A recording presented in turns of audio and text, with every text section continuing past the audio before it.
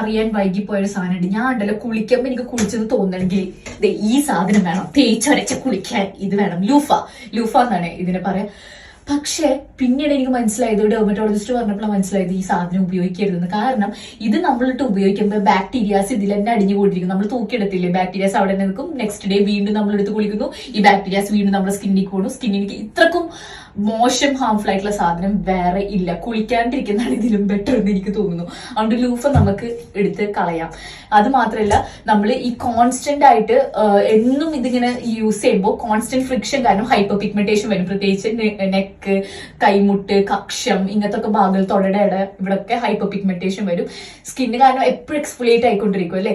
അതുകൊണ്ട് loofah use ചെയ്യരുത്. നമ്മുടെ ജസ്റ്റ് നമ്മുടെ ഹാൻഡ്സ് മാത്രം മതി. എന്തായാലും സോപ്പും കാര്യങ്ങളൊക്കെ യൂസ് ചെയ്യുന്നുണ്ടല്ലോ, പിന്നെ എന്തിനാണ് എക്സ്ട്രാ ഒരു സാധനം. അതുകൊണ്ട് വല്ലപ്പോഴൊക്കെ ഇത് യൂസ് ചെയ്യാം. അതും കഴുകി നല്ല വൃത്തിയാക്കിയിട്ട് മാത്രം യൂസ് ചെയ്യാം. Say no to loofah.